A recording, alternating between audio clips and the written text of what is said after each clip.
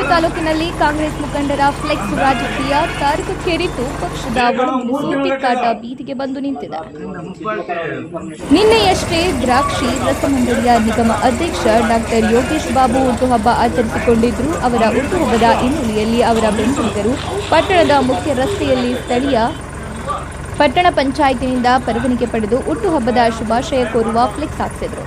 ಆದರೆ ಪಟ್ಟಣ ಪಂಚಾಯಿತಿ ಅಧಿಕಾರಿಗಳು ಫ್ಲೆಕ್ಸ್ಗಳನ್ನು ಇಂದು ರಾತ್ರಿಯೇ ತೆರವುಗೊಳಿಸಿದ್ದಾರೆ. ಆದ್ದರಿಂದ ಆಕ್ರೋಶಗೊಂಡ ಡಾಕ್ಟರ್ ಯೋಗೇಶ್ ಬಾಬು ತಮ್ಮ ಬೆಂಬಲಿಗರ ಸಮೇತವಾಗಿ ಆಗಮಿಸಿ ಪಟ್ಟಣ ಪಂಚಾಯಿತಿ ಮುಂದೆ ಅಹೋರಾತ್ರಿ ಧರಣಿ ನಡೆಸಿದ್ದಾರೆ.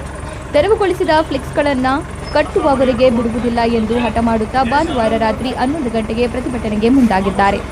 ಇದು ಪ್ರಜಾಪ್ರಭುತ್ವ ದೇಶ. ಕ್ಷೇತ್ರದಲ್ಲಿ ಒಬ್ಬರು ಹೇಳಿದ ತಕ್ಷಣ ಸರ್ವಾಧಿಕಾರಿ ಧೋರಣೆಯಿಂದ ಅಧಿಕಾರಿಗಳು ಇಂತಹ ಕೆಲಸಗಳನ್ನು ಮಾಡುವುದು ತಪ್ಪು. ನಾನು ನಿಗಮ ಮಂಡಳಿ ಅಧ್ಯಕ್ಷನಾದರೂ ನನಗೆ ಯಾರೊಬ್ಬರೂ ಕೂಡ ಸರ್ಕಾರಿ ಕಾರ್ಯಕ್ರಮಗಳಿಗೆ ಆಹ್ವಾನ ನೀಡುತ್ತಿಲ್ಲ. ಕ್ಷೇತ್ರದಲ್ಲಿ ಆಹ್ವಾನ ಪತ್ರಿಕೆಗಳಿಲ್ಲದೆ ಅಧಿಕಾರಿಗಳು ಕಳ್ಳತನದಲ್ಲಿ ಹೋಗಿ ಕಾರ್ಯಕ್ರಮಗಳನ್ನು ಮುಗಿಸಿಕೊಂಡು ಬರುತ್ತಿದ್ದಾರೆ. ನಾನು ಅಭಿವೃದ್ಧಿ ಕೆಲಸಗಳಿಗೆ ಅಡ್ಡಿಯಾಗುವುದಿಲ್ಲ, ಹಾಗಂತ ನಾನು ಬಲಹೀನನಲ್ಲ ಎಂದು ಪರೋಕ್ಷವಾಗಿ ಶಾಸಕರ ವಿರುದ್ಧ ವಾಗ್ದಾಳಿ ನಡೆಸಿದ್ದಾರೆ. ನಾನು ಕಳ್ಳನೂ ಅಲ್ಲ, ನಕ್ಸಲೇಟ್ ಅಲ್ಲ. ಕೆಲವೊಬ್ಬರ ಫ್ಲೆಕ್ಸ್ಗಳು 3 ತಿಂಗಳು ಇರುತ್ತವೆ, ಆದರೆ ನಮ್ಮ ಫ್ಲೆಕ್ಸ್ಗಳು ಮಾತ್ರ ಒಂದೇ ದಿನ ತೆರವುಗೊಳಿಸುತ್ತಾರೆ. ನೀವು ತೆರವುಗೊಳಿಸುತ್ತಿರುವ ಮುಖ್ಯಮಂತ್ರಿ ಹಾಗೂ ಉಪಮುಖ್ಯಮಂತ್ರಿ ಉಸ್ತುವಾರಿ ಸಚಿವರು ಇರುವಂತಹ ಫ್ಲೆಕ್ಸ್ಗಳನ್ನು ಎಚ್ಚರಿಕೆ ಇರಲಿ. ಎಲ್ಲರಿಗೂ ಒಂದೇ ನ್ಯಾಯ ನೀಡಬೇಕು ಎಂದು ಪಟ್ಟಣ ಪಂಚಾಯಿತಿ ಅಧಿಕಾರಿಗಳ ವಿರುದ್ಧ ಔಹಾರಿದ್ದಾರೆ. ಒಟ್ಟಿನಲ್ಲಿ ಫ್ಲೆಕ್ಸ್ನಲ್ಲಿ ಶಾಸಕರನ್ನ ಕಡೆಗಣಿಸಲಾಗಿದೆ ಎಂದು ದೂರುವ ಕಾರ್ಯಕರ್ತರು ಒಂದೆಡೆಯಾದರೆ ನಿಗಮ ಮಂಡಳಿ ಅಧ್ಯಕ್ಷರನ್ನ ಕಡೆಗಣಿಸಲಾಗಿದೆ ಎಂದು ದೂರುವ ಗುಂಪು ಇನ್ನೊಂದೆಡೆ.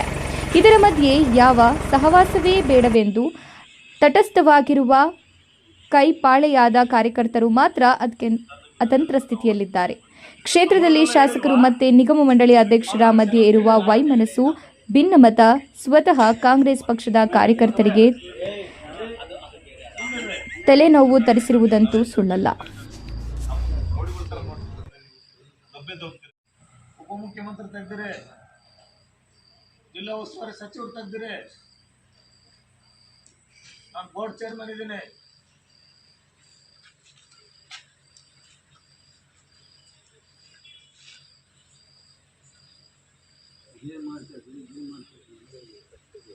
ಅದೇನು ಎಕ್ಸ್ಚೇಂಜ್ ಇದೆಯೋ ಅವ್ರ ಮುಂದೆ ಹೇಳ್ಬಿಡಿ ಸರ್. ಎಷ್ಟು ಕಟ್ಟಬೇಕಿಲ್ಲ, ಇವಾಗಲೇ ಕಟ್ಟೋಗ್ಬಿಡ್ತಿಲ್ಲ.